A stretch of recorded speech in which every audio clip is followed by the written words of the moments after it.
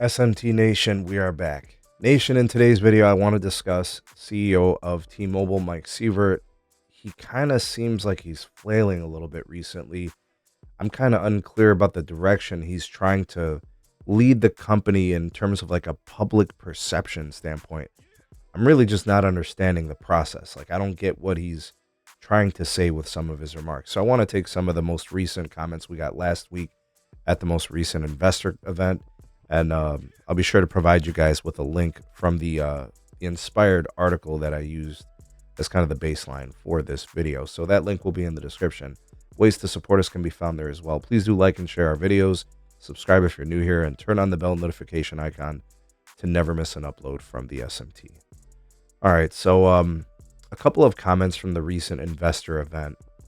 It was the UBS Global Media Conference. We're kind of, I don't know, didn't seem like they made sense. The timing seemed off.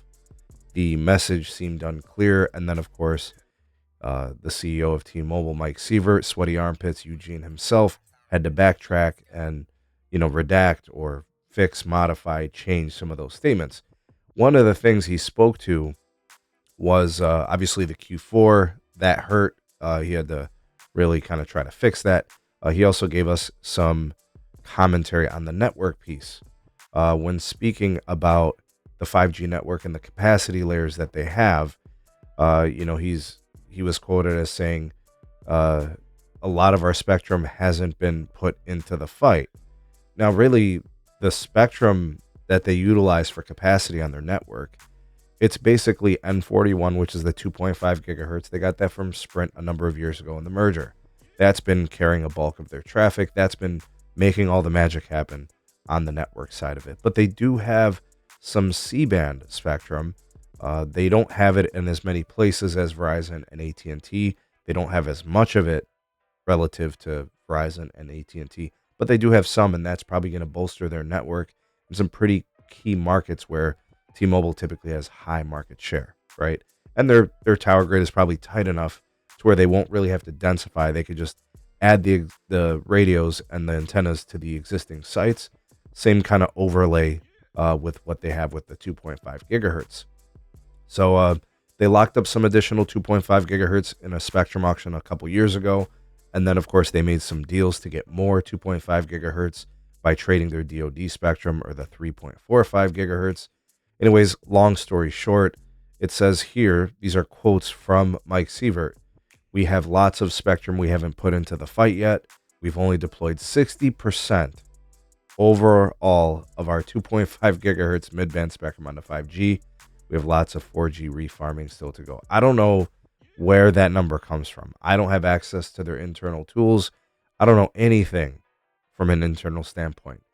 But I find it very hard to believe that they still have 40% of their 2.5 gigahertz on LTE. I find that immensely hard to believe.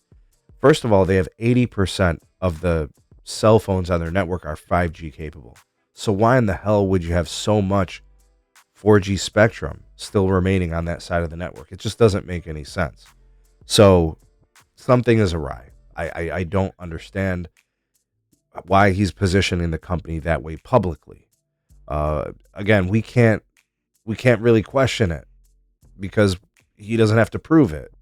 There's no internal tools that he has to justify, and he could lie all he wants. There's no accountability. And in fact, telco CEOs lie through their teeth all the time. They tell you one thing, but then something else completely different happens, right? So sometimes you got to read through the tea leaves. We question certain things. We question their growth, right, with all the free lines and whatever. But he went on to kind of talk about fixed wireless access and their 5G home internet, right? And, they're kind of projecting to go to 12 million subscribers. He didn't really want to go beyond that. And I don't blame him, right? There's a long way to go before they get to that number. So it's not really something he needs to discuss. I'm not sure why anybody would ask him about that. But anyways, T-Mobile's got a lot of capacity. The only places where T-Mobile's really going to struggle with capacity are going to be places where they've utilized all of the 2.5 gigahertz. It's all deployed. They've upgraded all the fiber circuits. They've densified, and they're still having trouble with capacity. Maybe they oversell the network. Maybe they got too much market share. Maybe they oversold fixed wireless. There could be a lot of different things. But maybe it's a situation where, the mid-band capacity that they've created could become constrained in the near-term future because of that dynamic of continued mobile growth, which they add customers every quarter. They're typically the share growth leader every quarter. That, and then you have like 400,000 net adds of home broadband, right? So that's still happening. And, that's just a lot of usage, and there's more usage coming. And I've speculated and I made videos on it because in my heart of hearts, I do believe that aggressive network management is upon us. And I think he's trying to give confidence that that's not going to be the case, but I'm not buying it.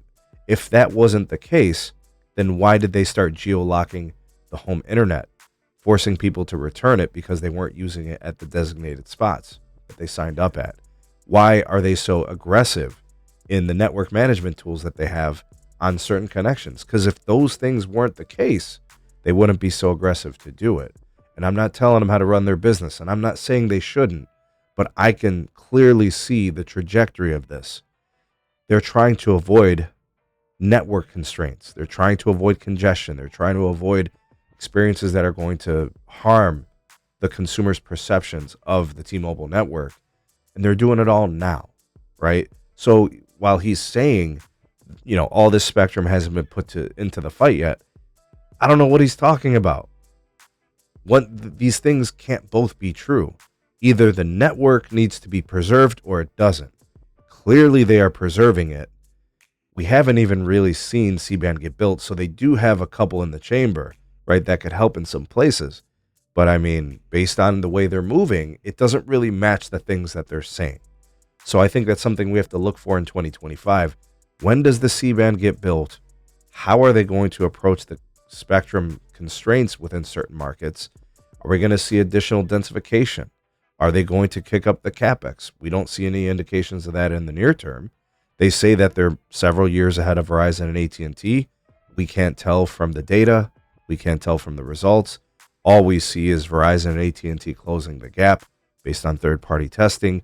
We still see that the other providers are better, even in their events like the F1. Like, none of this really is adding up. And we're on the outside looking in. They have access to tools and projections, and they're using AI to kind of decide how they build the network.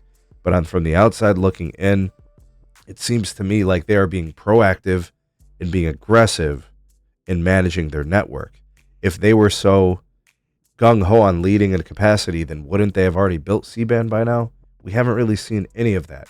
They hold 40 megahertz in my market. They haven't built a single tower with that gear.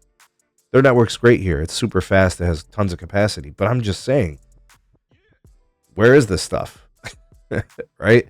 We're looking for connections in 2025. We'll see if what he says actually holds some weight, and we'll see what happens in the future. Maybe you guys want to share your thoughts and opinions on this. I found these comments to be kind of intriguing, head-scratching in a way. But again, the only thing I question is when I look to connect the dots, these dots ain't connecting. That's all I'm saying. So another case of watch what they do. Don't listen to what they say, because sweaty armpits might get you. Anyways, what do you guys think about all this? Sound off in the comment section below.